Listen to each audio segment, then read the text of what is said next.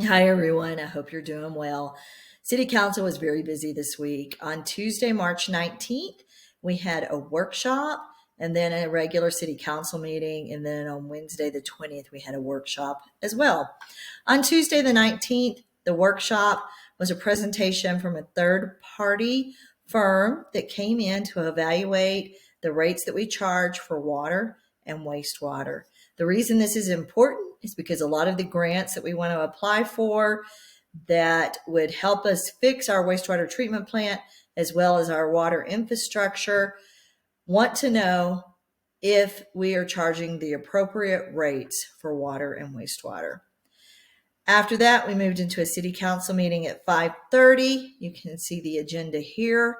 We had one public hearing regarding the repealing of the curfew ordinance, which is important because the state has passed a law that we can no longer have curfews. We moved on to the consent agenda, which was approved unanimously.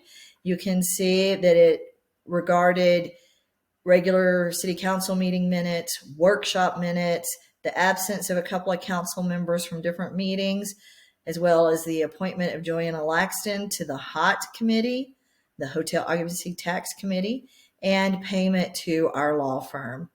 We moved on to information and discussion items with a presentation from our library director regarding all the great activities and things that they have to offer at the library, as well as the expansion.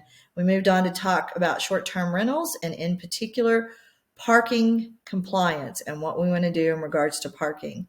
Next was speeding. We all know that that's an issue on our neighborhood streets and the main thoroughfares, various places throughout the city.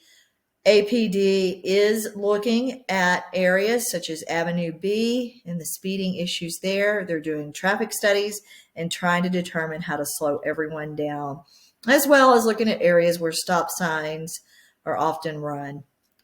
We moved on to discussing the city charter. As many of you may know, the city charter has not been updated in almost 20 years.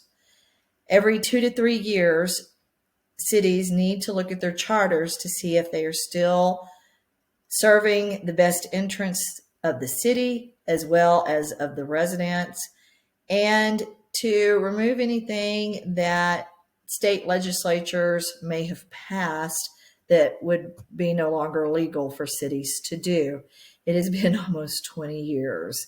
So we're looking at trying to get some propositions together on things that we know need to be changed, and then have that on the November election for everybody to look at and to approve. Moving on, we went to action items, and the action items included, and were passed unanimously, all of them, the repealing of the curfew ordinance, as well as the appointment of election officials and the pay, and approving an interlocal agreement. Action item number 2 involved our electric provider, AEP. AEP is wanting to raise the rates that it charges all of us.